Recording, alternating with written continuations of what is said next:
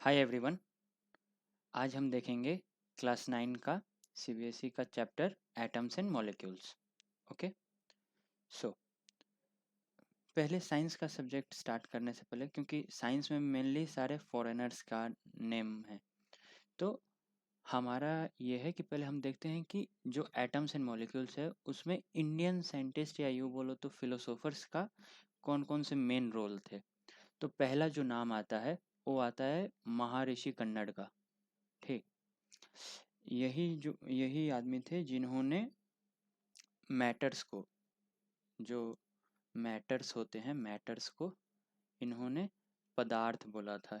जो हिंदी शब्द है पदार्थ, मैटर्स को इन्होंने बोला था। फिर जो परमाणु, ठीक,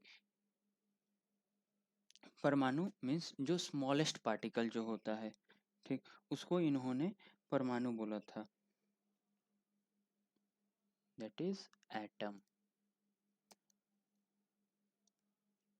परमाणु। ओके, फिर जो मॉलिक्यूल्स है, ओके, जो मॉलिक्यूल्स है इसको इन्होंने अणु, अणु बोला था। ओके, तो ये महर्षि कन्नड़ के बारे में था। ये एक इंडियन फिलोसोफर थे जो नियर अबाउट 500 बीसी, 500 बीसी में बताया गया है कि वो 500 बीसी के अराउंड इनका एग्जिस्टेंस था। एंड सेकंड नाम है पाकुड़ा कटियायामा, ये भी एक इंडियन फिलोसोफर ही थे। ठीक, तो मेनली ये वाला मैं इसलिए नाम रखा हूँ कि ताकि आप लोग को याद रहे कि हाँ, साइंस में इंडियन फिलोसोफर्स या इंडियन साइंटिस्ट का भी कंट्रीब्यूशन है और ह्यूज कंट्रीब्यूशंस है। ओके, नेक्स्ट हम ये जो एटम्स एंड मॉलिक्यूल्स जो पढ़ रहे हैं उसके लिए हमारा जो मेन चीज़ है कि हमको पीरियोडिक टेबल याद रहना चाहिए। मिनिमम 1 से लेके 30 तक का जितना भी एलिमेंट्स हैं, एलिमेंट्स मीन्स उनका नाम, उनका एटॉमिक नंबर, उनका mass number, atomic mass, mass number, ये मिनिमम याद होना चाहिए। ठीक, फिर वो किस ग्रुप में लाई करते हैं, मीन्स इलेक्ट्रोनेगेटिविटी, उसके बाद आपका मेटल, मेटल है कि नॉन मेटल है, मेटल हैं या नॉन मेटल हैं। ओके, ये सारा चीज़ आपको एकदम अच्छे से मिनिमम 1 से 30 तक याद होना चाहिए। ओके, सो पहला यहाँ पे हम देखते हैं लॉज ऑफ केमिकल कॉम्बिनेशन। जो हम केमिस्ट्री में जो हम मेनली केमिकल्स के साथ खेलते हैं यूँ बोलो तो उसके लिए कुछ स्पेसिफिक लॉज है। अब ऐसा तो नहीं है ना कि हाँ, मैं पानी उठाया, एसिड उठाया, जितना मन किया उतना डाल दिया, फिर तो एक्सप्लोजन होने लगेगा। ठीक, तो इसके लिए होता है कि एक स्पेसिफिक लॉज होते हैं सब चीज़ के लिए। तो उस लॉज को फॉलो करके ही हमको सारा जो केमिकल्स होता है उसके साथ उस रेशियो में यूज़ करना पड़ता है। तो उसके लिए यहाँ पे टू टाइप्स ऑफ लॉज है। ठीक, पहला क्या है, पहला है laws of conservation of mass. ठीक, एंड सेकंड है लॉज ऑफ कांस्टेंट प्रोपोर्शन। ठीक, तो पहला लॉज क्या बोल रहे हैं कि हम जो जो भी केमिकल लोचा होगा उसमें हम मास को कैसे कंजर्व कर सकते हैं। ठीक, एंड सेकंड है कांस्टेंट प्रोपोर्शन, कि हम कितना भी चीज़ ले लें बट वो एक उसका जो एटम का या मॉलिक्यूल का जो रेशियो है वो हमेशा सेम रहना चाहिए। जैसे समझो कि मेरे पास वाटर है, ठीक, H2O। ठीक, यहाँ पे क्या है, 2:1 का रेशियो में है एटम, या तो 1:8 का रेशियो में है उसका एटॉमिक मास। तो ये मेरा एक मॉलिक्यूल का है। ठीक, ये एक मॉलिक्यूल का है। अगर मैं देखो यहाँ पे एक ग्लास पानी ले लूँ, ठीक, एक ग्लास वाटर ले लूँ, ठीक, तो यहाँ पे क्या होगा, एक एक ग्लास पानी, one glass, one glass water, इसमें क्या होगा। अब ऐसा तो नहीं है कि एक गिलास पानी लेने से इसका जो केमिकल कंपोजिशन है वो चेंज हो जाएगा। मतलब एक गिलास पानी लिया तो ये 1:8 का जो रेशियो में इसका मास है वो चेंज होके कुछ और हो जाएगा, या तो एटॉमिक प्रोपोर्शन है वो कुछ और हो जाएगा, ऐसा तो नहीं है। तो यही सिग्निफाई कर रहा है कि लॉ ऑफ कांस्टेंट प्रोपोर्शन क्या होता है। ठीक, next, law of conservation of mass. Is there a change in mass when a chemical reaction takes place? ठीक, अब ये वाला क्वेश्चन थोड़ा आप सोच के बताइए कि क्या ऐसा होता है कि कोई भी केमिकल रिएक्शन होता है, ठीक, एंड कुछ मास में चेंजेस होते हैं। Is there a change in mass when chemical reaction takes place? ठीक, सोच लिया।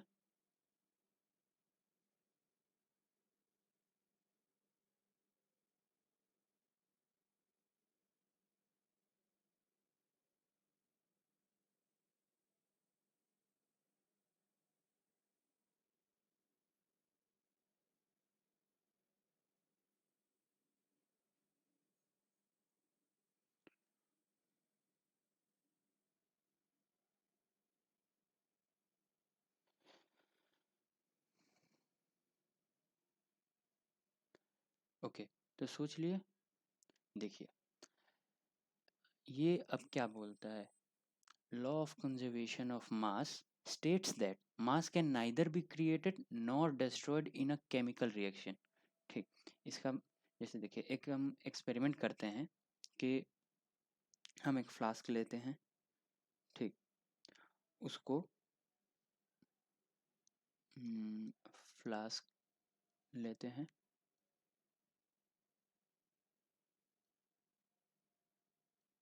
इसको कॉर्क से हम बंद कर देते हैं। ठीक, ये पूरा पैक्ड है।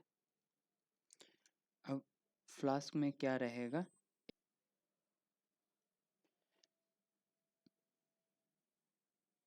ओके ओके, तो इसमें समझ लीजिए आपका है copper sulphate and sodium carbonate. Sodium carbonate ये जब रिएक्ट करेगा तो क्या देगा, copper carbonate CO2CO3 and sodium sulphate Na2SO4। Okay, ये देगा। अब हम क्या देखेंगे कि इसका इसका जो मास था, ठीक, वही मास इसका जो प्रोडक्ट बनेगा उसका होगा। तो ये हमको लॉ ऑफ कंजर्वेशन ऑफ मास में बताता है। यहाँ पे देखिए, जैसे ये मर्क्यूरिक ऑक्साइड है 100 ग्राम, ये जब ब्रेक डाउन होगा मर्क्यूरी एंड ऑक्सीजन में, तो ये 93 gram of mercury and 7 gram of oxygen देगा। ठीक, मतलब कि ये जो 100 ग्राम है, 93 प्लस 7 करेंगे तो ये भी 100 आएगा। मीन्स इसका जो मास है वो कंजर्व रहा, वो चेंज नहीं हुआ। वही बोला है कि law of conservation of mass states that mass can neither be created nor be destroyed in a chemical reaction। okay, law of constant proportion, ये मैं आपको पीछे भी समझाया कि क्या होता है। In a chemical substance the elements are always present in a definite proportion by mass. Okay, law of constant proportion यहाँ पे देखिए, जैसे लॉ ऑफ कांस्टेंट प्रोपोर्शन यहाँ पे two atom of hydrogen molecule when react with one atom, sorry, two molecules of hydrogen react with one molecule of oxygen gives two molecule of water। ठीक, तो जैसे मैं आपको पहले बताया कि अगर हमारे पास, ठीक, वाटर 1 लीटर वाटर रहेगा, तो ज़रूरी नहीं है कि 1 लीटर वाटर अगर हमारे पास आ जाए, ठीक, 1 लीटर वाटर अगर हमारे पास यहाँ पे स्टोर हो जाए, तो ज़रूरी नहीं है कि, ज़रूरी क्या, ये होता ही नहीं है कि हमारा जो 1:8 का रेशियो में इसका एटम्स, या सॉरी 1:8 का रेशियो में मास, या 2:1 का रेशियो में जो एटम्स हैं वो चेंज हो जाए at any point of time, ऐसा नहीं होता। और इसको कौन जस्टिफाई करता है, लॉ ऑफ कांस्टेंट प्रोपोर्शन। ठीक, आई होप ये समझ में आ रहा होगा। अगर किसी को भी कुछ भी डाउट हो, डायरेक्ट कमेंट में आप क्वेश्चन कर सकते हैं कि हाँ ये डाउट है, ये समझ में नहीं आ रहा है, फिर से उसको क्लैरिफाई किया जाएगा। Okay, postulates of Dalton atomic theory. Dalton एक साइंटिस्ट का नाम था, ठीक, वो अपना कुछ पोस्टुलेट्स दिए थे जो एटॉमिक थ्योरी से रिलेटेड है। क्या क्या था? All matters is made up of very tiny particles called atom. जो एटम है उसको ये बहुत टाइनी पार्टिकल बोले थे, जो फर्दर डिवाइड, अभी तो ये टाइनी पार्टिकल नहीं है क्योंकि हम इसको फर्दर डिवाइड कर सकते हैं प्रोटॉन, इलेक्ट्रॉन एंड न्यूट्रॉन में, ठीक। और इसका भी अब सब पार्टिकल्स आ गया है, क्वार्ट्ज करके, ठीक, क्वार्क या ऐसे कुछ करके है, एग्जैक्ट नाम याद नहीं आ रहा है, ठीक। Which participates in chemical reaction. Atoms are indivisible particles, ये इनका एक पोस्टुलेट था, which can not be created or destroyed in a chemical reaction.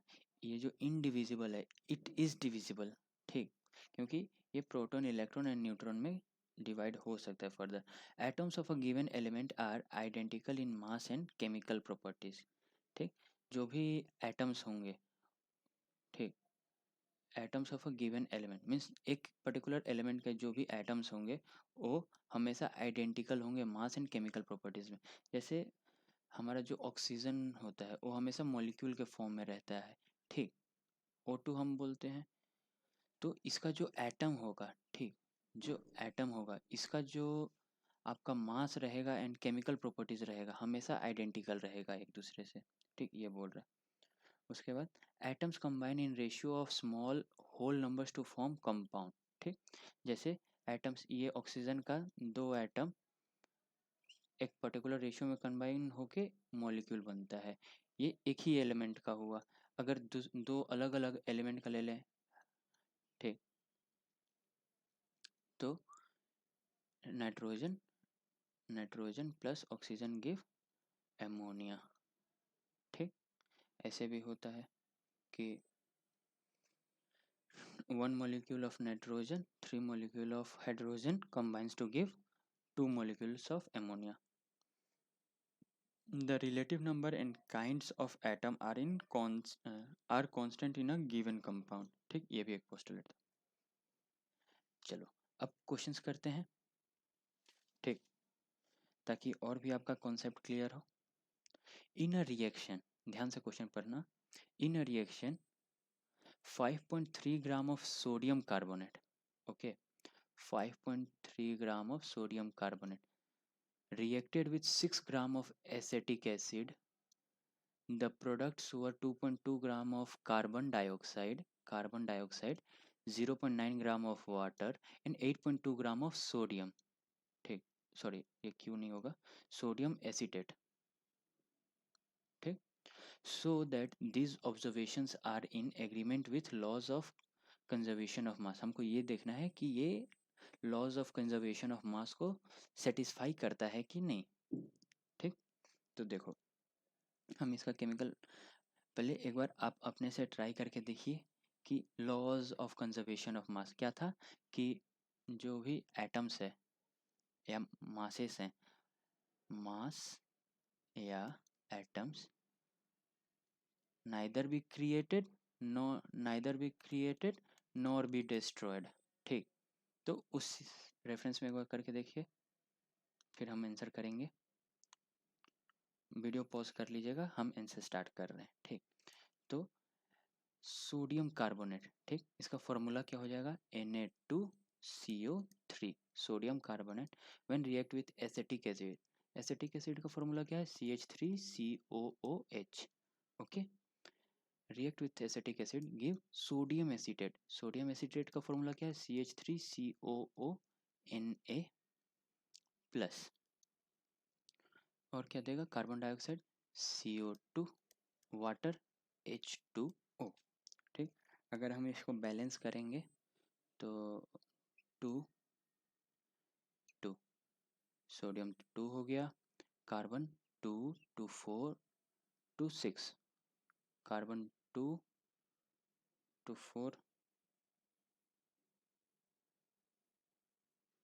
Sorry 2 2 4 1 5, carbon 2 2 4 1 5, okay. Then oxygen आप सब वेरीफाई कर लीजिएगा, बैलेंस्ड रहेगा, ठीक। तो क्या बोला है कि यहाँ पे 5.3 ग्राम सोडियम है, 6 ग्राम एसिटिक एसिड है जो कि 8.2 gram sodium acetate, 0.9 gram water and 2.2 gram carbon dioxide produce करता है। ठीक, तो आप यहाँ पे कंपेयर कीजिए कि टोटल जो मास है, यहाँ पे क्या बोलता है हमारा लॉ ऑफ कंजर्वेशन ऑफ मास, कि मास कंजर्व होना चाहिए। ठीक, तो यहाँ पे देखिए रिएक्टेंट के साइड जो हमारा केमिकल जो रिएक्ट करता है कुछ नया फॉर्मेशन के लिए, उसको बोलते हैं रिएक्टेंट। तो रिएक्टेंट के साइड जो टोटल मासेस है कितना है, 5.3 प्लस 6 ग्राम्स, तो ये कितना हो गया 11.3 ग्राम। ठीक, जो बना प्रोडक्ट, तो प्रोडक्ट का मासेस कितना हो गया 8.2 प्लस 2.2 प्लस 0.9, ये टोटल कितना हो गया 2 to 4 9 13 1 carry over 8 to 10 1 11 11.3 gram. Okay, तो रिएक्टेंट कितना हुआ 11.3 ग्राम रिएक्ट किया, प्रोडक्ट कितना बना 11.3 ग्राम। तो ये सेटिस्फाई कर रहा है, मास को कंजर्व कर रहा है। ठीक, next, hydrogen and oxygen combines in the ratio of 1:8 by mass to form water. What mass of oxygen gas would be required to react completely with 3 gram of hydrogen gas? Okay, ठीक, तो पहले इसका हम formula लिख लेते हैं। Hydrogen when combines with oxygen gives water, H2O, combines in the ratio 1:8। 1:8 का ratio, पहले इसको बैलेंस कर देते हैं। ऑक्सीजन कितना है 2 है, तो 2 ऑक्सीजन के लिए यहाँ पे 2 पुट करेंगे, तो हाइड्रोजन कितना हो गया 4 हो गया, तो हाइड्रोजन 4 एटम्स हो गया, ये हो गया 2 एटम्स एंड ये 2। ओके, यहाँ पे क्या रेशियो है 1:8 बाई मास का रेशियो है। ठीक, मतलब कि इसका मास कितना है 1 एंड इसका 8 यूनिट्स, तभी ये कुछ फॉर्म कर रहा है वाटर। ठीक, तो अगर ये हमारा 3 हो जाएगा तो ये कितना होगा, ये अगर 1 है तो ये 8 है, तो ये 3 है, तो 3 इंटू 8 सिंपल 24 ग्राम। ओके, तो ये हो जाएगा 24 gram of oxygen. Which postulates of Dalton's atomic theory is the result of law of conservation of mass? कौन सा थियोरी है, ठीक, कि जो बताता है laws of conservation of mass, वो है atoms can neither be created and nor be destroyed. Atoms can neither be created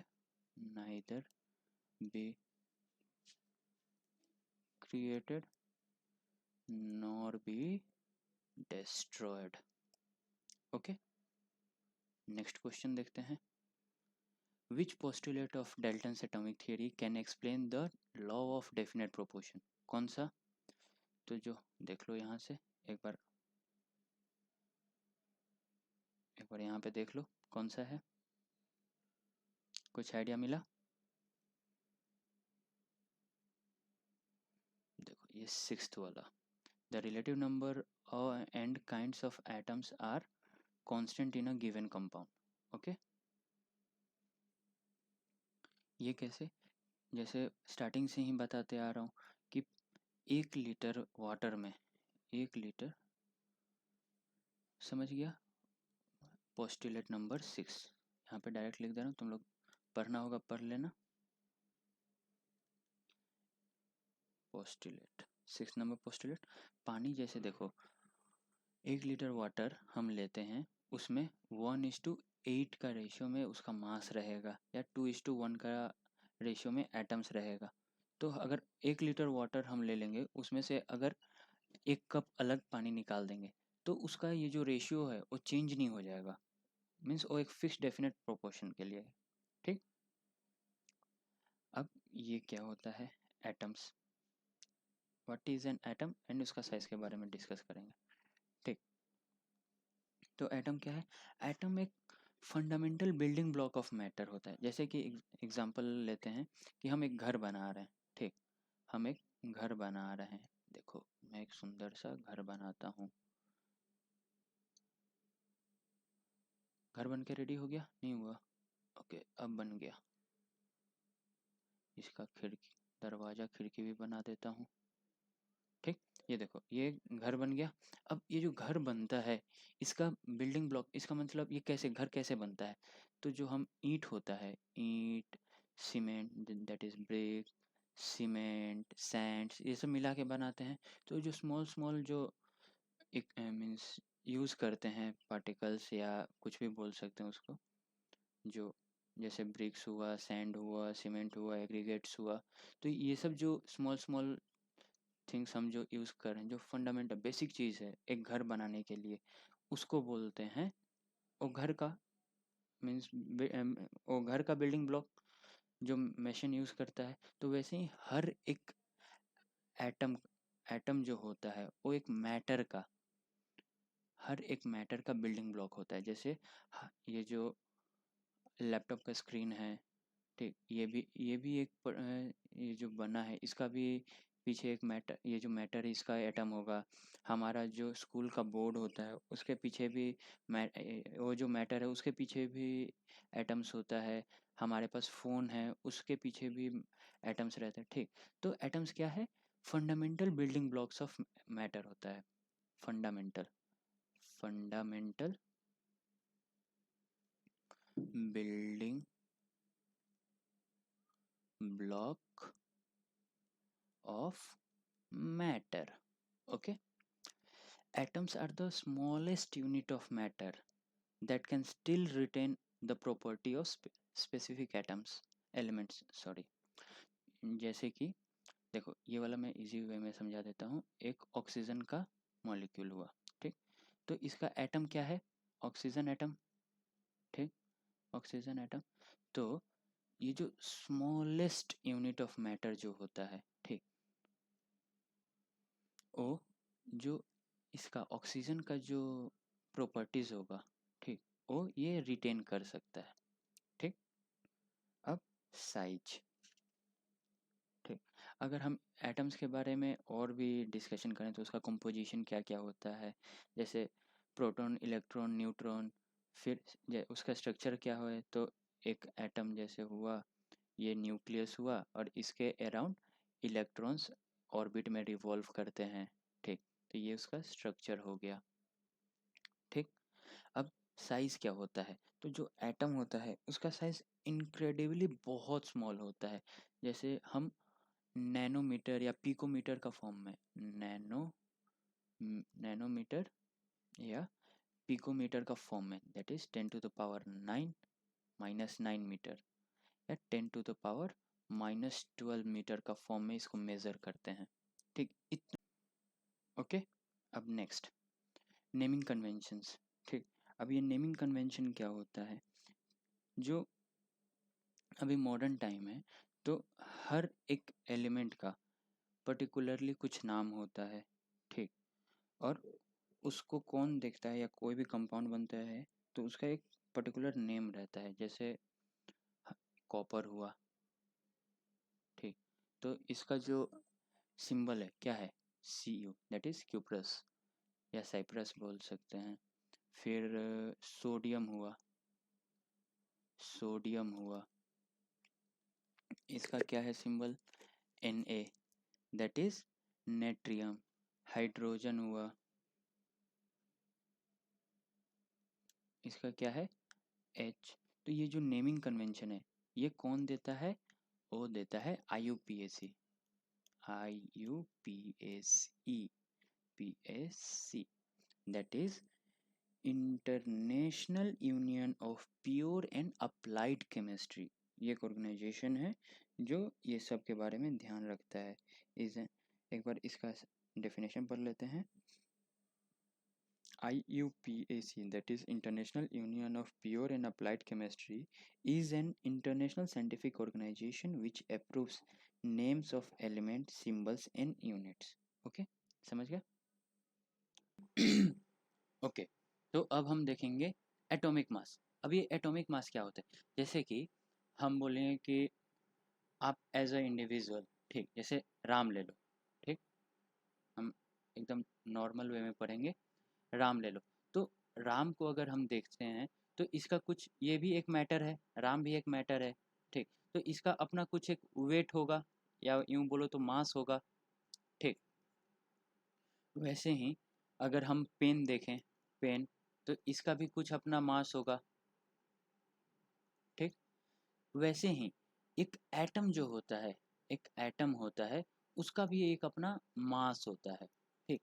and वो जो एटॉमिक, जो एक एटम का जो मास होता है उसी को हम नॉर्मली एटॉमिक मास कहते हैं। अब ये जो एटॉमिक मास होता क्या है, ठीक, एक कॉन्सेप्ट क्या है एटॉमिक मास का, ठीक। तो नॉर्मली क्या होता है कि हम इसको मेज़र कैसे करते हैं, ठीक। तो नॉर्मली क्या होता है कि अ, आप यूँ समझ लीजिए कि इसको जो मेज़र करने का जो एक रेफ़रेंस पॉइंट है, जैसे हम क्या बोलते हैं कि अगर वो जो वेट होता है कि उस वेट पे एक तराजू लिए, जैसे यहाँ पे देखिए आपको बताते हैं, एक तराजू लिए, एक साइड पे वेट रख देते हैं एंड एक साइड पे आपका सामान रख देते हैं, ठीक। यहाँ पे जैसे 5 kg का वेट रख दिए एंड यहाँ पे चीनी रख देंगे। अगर ये दोनों बैलेंस हो गया मतलब बोल देंगे कि ये 5 kg चीनी है, 5 kg शुगर, ठीक। वैसे ही ये जो एटॉमिक मास है, तो ये कैसे मेज़र होता है, तो इसका जो रेफरेंस पॉइंट है, ये जो 5 kg जैसे रेफरेंस हुआ, वैसे ही इसका जो एटॉमिक मास के लिए जो रेफरेंस होता है वो होता है 1/12 of carbon 12 isotope, carbon 12 isotope, ये होता है रेफरेंस, ठीक। ये वाला जो पार्ट रहता है उसको हम अगर एक साइड पे रखें एंड जो जो एटम होता है उसको दूसरे साइड पे रखें और कंपैरिजन के बाद जो उसका वेट आता है उसको बोलते हैं atomic mass of that particular element या atomic mass of that particular atom, ठीक। समझ में आया कि ये एटॉमिक मास क्या होता है, ठीक। अब उसका थोड़ा डेफिनेशन पढ़ लेते हैं। अगर आप चाहें तो इसको लिख सकते हैं जो अभी मैं बोला, ठीक। मैं ये अब मिटा दे रहा हूँ, ठीक। अब देखिए पढ़ लेते हैं। Atomic mass refers to the mass of a single atom, mass of a single atom, ठीक। It's an incredibly small quantity, ये बहुत छोटा होता है। So scientists use a special unit called unified atomic mass unit, जैसे कि हम अपना वेट मेज़र करने के लिए केजी में या फिर ग्राम्स में ऐसे मेज़र करते हैं किसी चीज़ को, बट जस्ट इमेजिन कीजिए कि एक, हम तो अपने आप को नेकेड आइज से देख सकते हैं, एक पेन का कुछ वेट हुआ वो ग्राम में हुआ, वो आपको छोटा लग रहा है। जस्ट इमेजिन कि एक ऐसा चीज़ जिसका जो साइज है वो 10 टू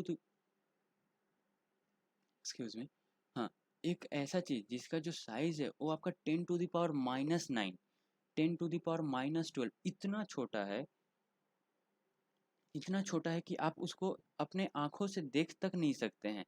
तो सोचिए उसका वेट, उसका मास हम कैसे डिफ़ाइन करेंगे? ठीक, वो तो ग्राम भी उसके लिए बहुत बड़ा क्वांटिटी हो जाएगा, ठीक? तो उसी के लिए एक स्पेशल क्वांटिटी बनाया गया है, यूनिफाइड एटॉमिक मास, ठीक? आई होप आपको ये समझ में आ गया होगा। Next, how do atom exist? ठीक, एटम कैसे एग्जिस्ट करता है? जैसे देखिए, हमको एक एग्जिस्टेंस के, हमारे एग्जिस्टेंस के लिए कुछ ये एनवायरमेंटल कंडीशन चाहिए कि हमारे पास ऑक्सीजन होना चाहिए, हमारे पास खाने पीने का चीज़ होना चाहिए, हमारे पास अच्छा सा एनवायरनमेंट होना चाहिए, ठीक। तो वैसे ही जो एक एटम होता है उनको भी तो एग्जिस्टेंस के लिए कुछ चीज़ चाहिए, ठीक। बट नॉर्मली जो एटम्स मिलते हैं, मोस्ट ऑफ द एलिमेंट्स, उनका जो एटम रहता है वो अनस्टेबल रहता है। मोस्ट एलिमेंट्स का जो एटम रहता है, एटम्स आर अनस्टेबल, अनस्टेबल, ठीक। तो ये क्या करते हैं कि ये नॉर्मली दो या मोर एटम मिल के एक मॉलिक्यूल बना देते हैं, ठीक।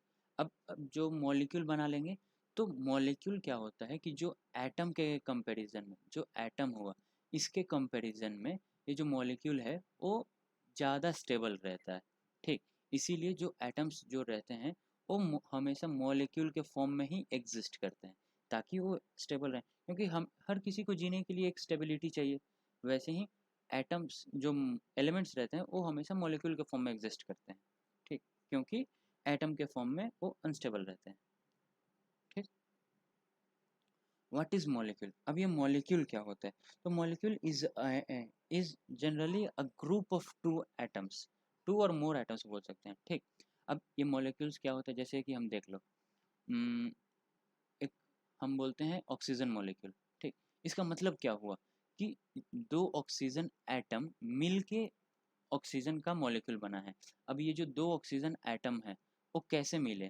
ठीक, तो ये आप पढ़िएगा इलेक्ट्रॉनिक कॉन्फ़िगरेशन में। ठीक, कि कैसे ये इलेक्ट्रॉनिक कॉन्फ़िगरेशन में ये आपका बैलेंस होता है। ठीक, समझिए कि ये ऑक्सीजन है। ठीक, ऑक्सीजन का ये रेस्पेक्टिव एटम्स हैं। ठीक, तो ऑक्सीजन का इलेक्ट्रॉन नंबर ऑफ इलेक्ट्रॉन्स कितना होता है? Number of electrons 8। 8 कैसे? क्योंकि नंबर ऑफ प्रोटॉन्स कितने होते हैं? 8 होते हैं। And atoms are electrically neutral.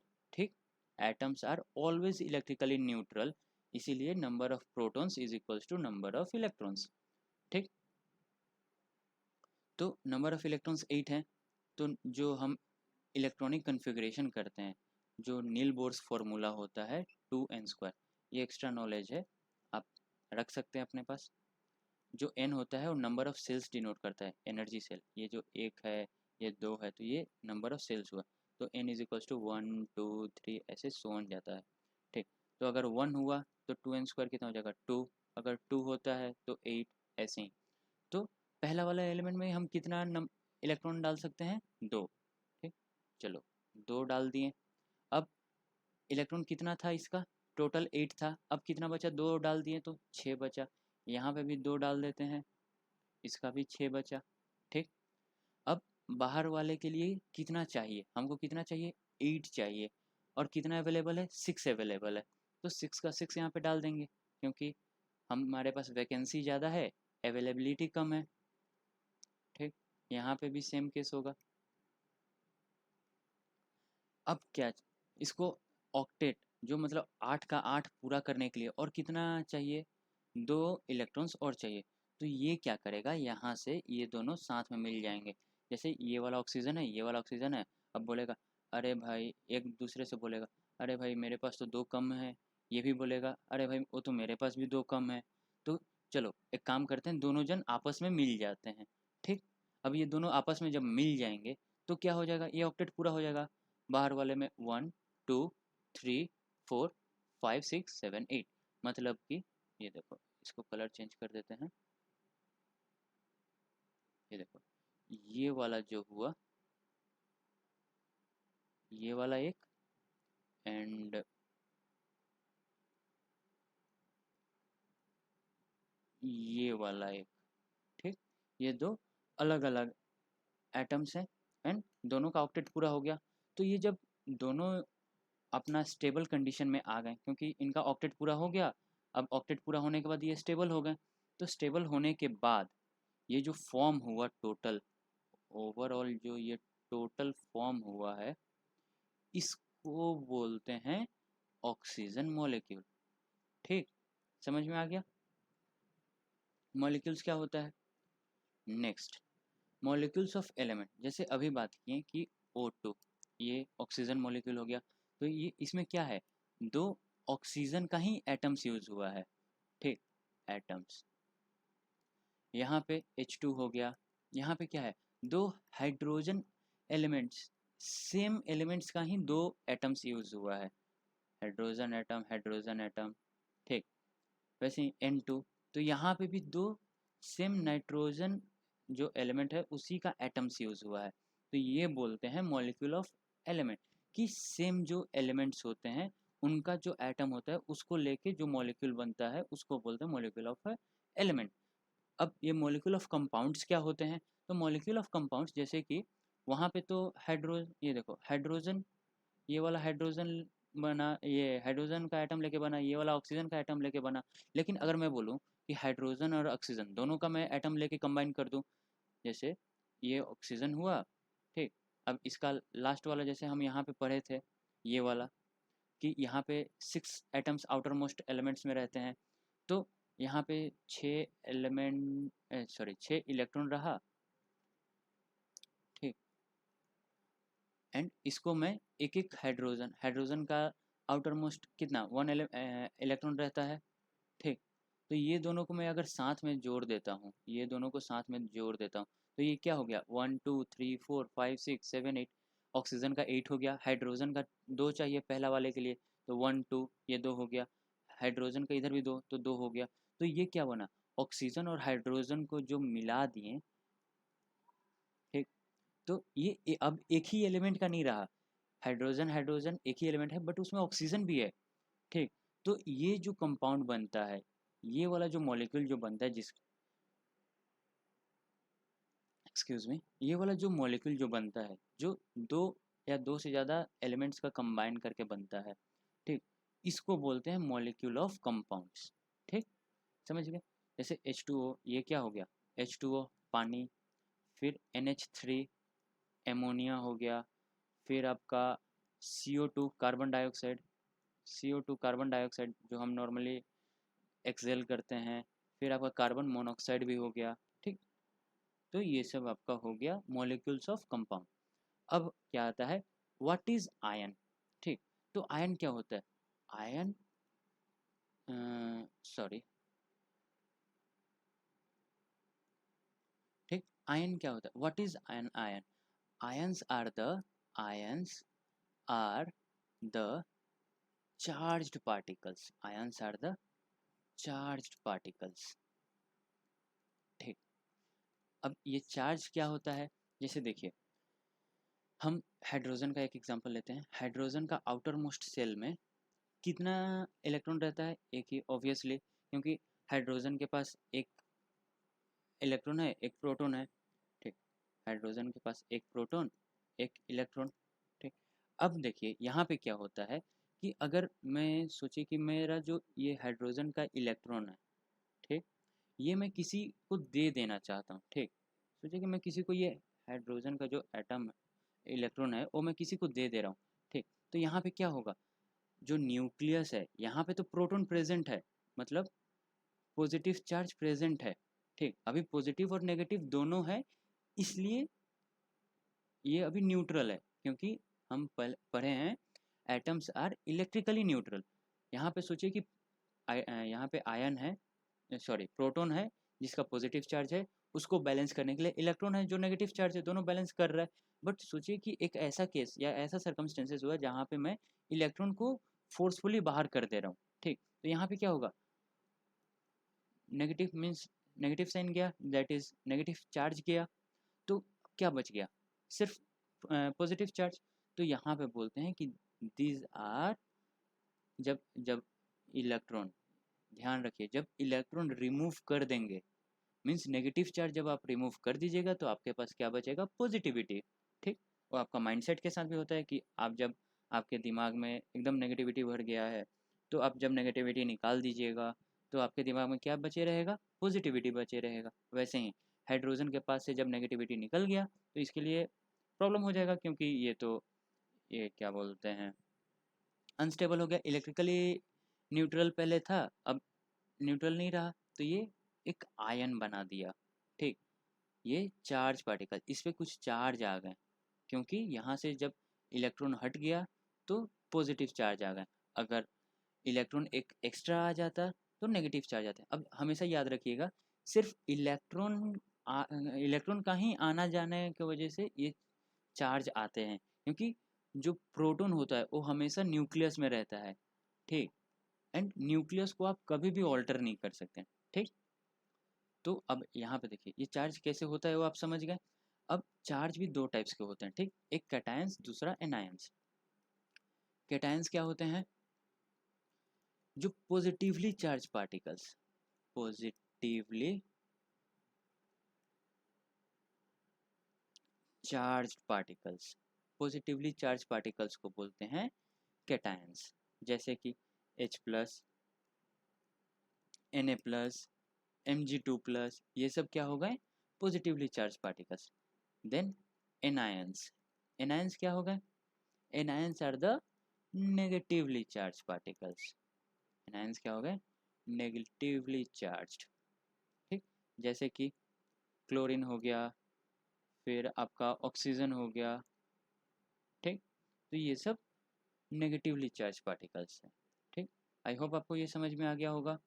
ठीक, आप इसको कॉन्सेप्चुअली समझने का कोशिश कीजिए, रटने का कोशिश कीजिएगा, आपको एग्ज़ाम तक आपको कुछ याद नहीं रहेगा। आप इसको कॉन्सेप्चुअली समझिए, आपको मैं लाइव एग्जांपल्स के साथ भी दे रहा हूँ ताकि आपका माइंडसेट में रहे। ठीक, नेक्स्ट, अब देखिए, अब हम बनाएंगे राइटिंग ऑफ केमिकल फॉर्मूलेस।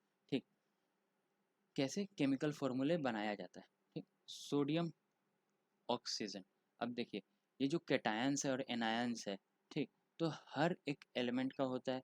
वैसे ही यहाँ पे सोडियम का आउटर मोस्ट, सोडियम का जो आउटर सबसे आउटर मोस्ट सेल रहता है, ठीक, उसमें कितने एलिमेंट्स रहते हैं? एक एलिमेंट रहता है, क्योंकि इसका एटॉमिक नंबर कितना है? एटॉमिक नंबर 11 है। तो पहला वाले में 2, दूसरा वाले में 8, ऑक्टेट फुलफिल हो रहा है। इसके पास एक और बचा, तो तीसरा वाले में 8 चाहिए बट 1 प्रेजेंट है। तो हम 7 एक्सेप्ट करें या एक रिलीज करना आसान होगा? ठीक, 7 को हम जब ला रहे हैं तो एनर्जी ज़्यादा लगेगा, या एक को रिलीज करेंगे तो एनर्जी ज़्यादा लगेगा? ऑब्वियसली एक को जब रिलीज करेंगे, तो जब एक इलेक्ट्रॉन को हम रिलीज कर रहे हैं, इसका मतलब क्या हुआ कि यहाँ पे पॉजिटिव चार्ज आ जाएगा। तो ये हो गया आपका positively charge ion. Oxygen that is oxide, तो ये क्या होता है? अब ये देखिए ऑक्साइड कैसे बनता है। ऑक्सीजन का आउटर मोस्ट सेल में कितना होता है? 6। ठीक, तो यहाँ पे इसको ऑक्टेट पूरा करने के लिए कितना इलेक्ट्रॉन चाहिए? 2 इलेक्ट्रॉन इसको चाहिए, 1 2। ठीक, 2 इलेक्ट्रॉन चाहिए, तो 2 एक्स्ट्रा इलेक्ट्रॉन आया, तो ये क्या अपने साथ नेगेटिविटी भी लाया, तो कितना नेगेटिविटी लाया? 2 नेगेटिविटी लाया। अब ये जो सुपरस्क्रिप्ट है, जब हम फॉर्मूला बनाते हैं, ठीक, कंबाइन करते हैं, तो ये सबस्क्रिप्ट में आ जाता है अपोजिट वाले सिंबल्स के साथ। तो Na2O, ये हो गया sodium oxide. Aluminium chloride, aluminium का 3+ होता है, क्लोरीन का 1 - 1 होता है, तो ये हो गया Al1Cl3। ठीक, वैसे ही सोडियम सल्फाइड Na+S2-, तो ये क्या हो गया? Na2S। मैग्नीशियम सल्फाइड, मैग्नीशियम का Mg2+, sorry magnesium hydroxide OH-1, ये कंपाउंड है। ठीक, तो इसका क्या हो जाएगा? MgOH2। समझ में आ गया? What is meant by term chemical formula? ठीक, तो a chemical formula is short hand way of representing the composition of chemical compound using symbols and numbers. ठीक, it provide key information about the molecule including element present, proportion of atom। अब ये क्या होता है भला? जैसे एक chemical formula में सोचिए पीछे जो किए हैं Na2O। ठीक, ये फॉर्मूला है किसका? बताइए बताइए, सोडियम ऑक्साइड। ठीक, तो इससे हमको क्या पता चल रहा है? पहला कि कौन कौन से एलिमेंट प्रेजेंट है? Sodium and oxygen. ओके, आप लोग बताइएगा कि सोडियम का जो स्पेलिंग रहता है वो तो एस से शुरू होता है, तो इसका सिंबल Na क्यों है? ठीक, और ऐसे कितने और एलिमेंट्स हैं जिसका स्टार्टिंग जो नेम होता है वो किसी और अल्फ़ाबेट से शुरू होता है बट सिंबल कुछ और होता है? ठीक, आप लोग वो कमेंट में बताइएगा। ठीक, वापस लौटते हैं। एलिमेंट्स प्रेजेंट बताता है, एन मीन्स कौन कौन सा है? Na मतलब सोडियम एंड O मतलब ऑक्सीजन। प्रोपोर्शन ऑफ एटम्स, यहाँ पे कितने एटम्स है? मतलब यहाँ पे 2 एटम सोडियम का यूज़ हो रहा है, 1 एटम ऑक्सीजन का यूज़ हो रहा है। ठीक, तो ये भी केमिकल फॉर्मूला हमको बताता है। नेक्स्ट, फॉर्मूले ऑफ कंपाउंड। ठीक, अब एक पर्टिकुलर कंपाउंड है, उसका क्या क्या फॉर्मूला होगा? तो यहाँ पे क्या बोला है? पहला question, write down the names of compound represented by the following. ठीक, ये तो आसान है। ठीक, क्या क्या है यहाँ पे? एल्यूमिनियम है, ये इसको क्या बोलते हैं? ये कंपाउंड को सल्फेट। तो ये क्या हो गया? Aluminium sulphate. थोड़ा सा बेयर कर लीजिए हैंड राइटिंग के साथ। ये क्या है? ये कैल्शियम है और क्लोरीन है, तो इसको क्या बोलते हैं? Calcium not chlorine, calcium chloride. ठीक, पॉइंट 3, ये क्या है? Potassium and sulphate. अब ये भी आप बताइएगा कमेंट में कि के का फुल फॉर्म क्या है, क्योंकि पोटेशियम का तो सिंबल है के, तो के को क्या बोलते हैं? ठीक, ये हो गया पोटेशियम, पोटेशियम सल्फेट। ठीक, ये क्या है? के है, NO3 है, मतलब पोटेशियम है, और ये NO3 को क्या बोलते हैं? नाइट्रेट। तो ये हो गया potassium nitrate. Okay, next 5th number क्या है? कैल्शियम है एंड CO3 को क्या बोलते हैं? कार्बोनेट। तो ये क्या हो गया? Calcium carbonate. आई होप यहाँ तक आपको समझ में आ गया होगा। ठीक, नेक्स्ट,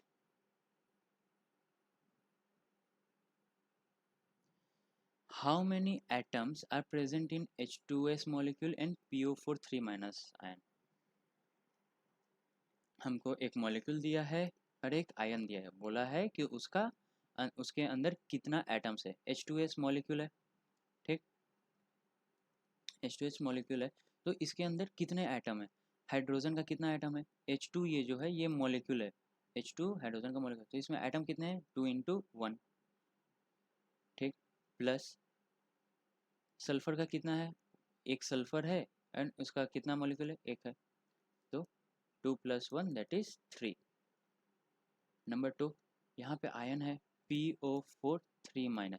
अब आप ये देख के कन्फ्यूज मत हो जाइए कि ये 3- का अब यहाँ पे क्या यूज़ है। ये जो 3- है ये आपको ये बता रहा है कि हाँ ये जो कंपाउंड है इसका चार्ज है 3-।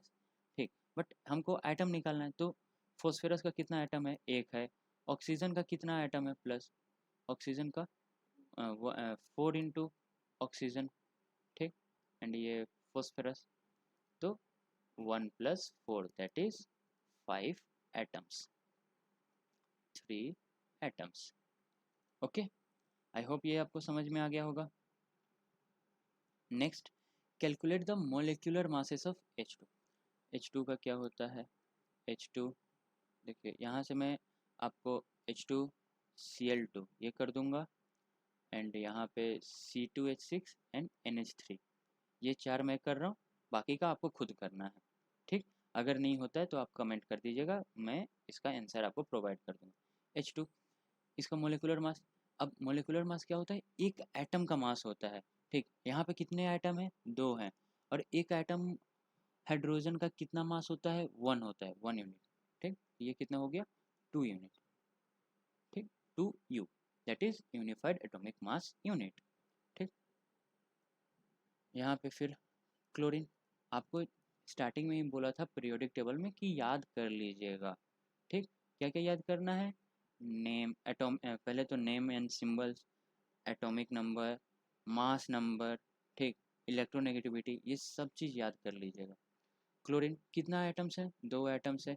एक एटम का मास कितना होता है? 35.5। ठीक, तो ये कितना हो जाएगा?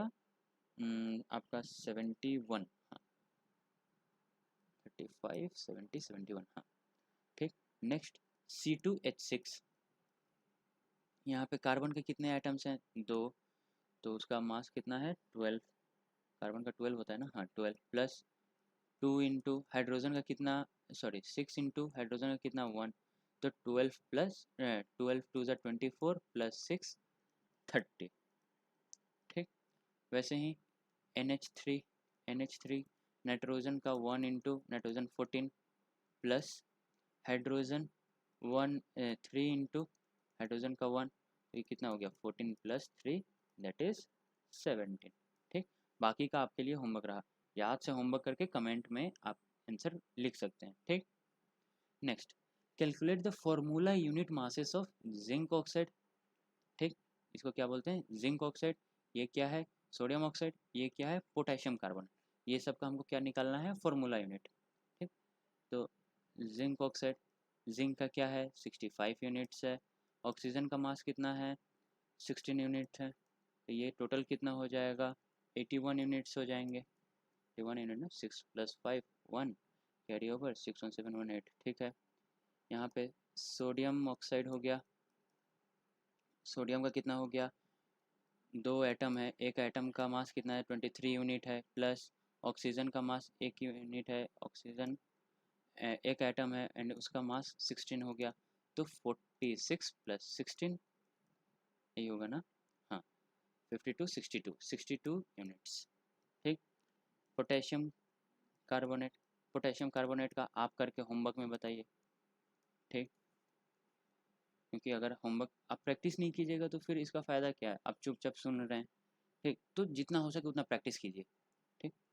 तो यहाँ पे आपका ख़त्म होता है एटॉमिक एटम्स एंड मॉलिक्यूल्स। आपको अगर कुछ भी डाउट हो, कितना भी डाउट्स हो, ठीक, आप एक बार कमेंट में पूछ लीजिए, ठीक। अगर कमेंट में पूछिएगा तो उससे शायद हो सके कि हाँ मैं आपको उसका आंसर दे पाऊँ कमेंट में, या तो अगर फिर आपको या तो कोई सोर्स दे पाऊँ जिससे आपका प्रॉब्लम का सॉल्यूशन मिल सके, ठीक। तो अगर कुछ भी आपको डाउट हो डायरेक्ट आप कमेंट कर सकते हैं, ठीक। Thank you.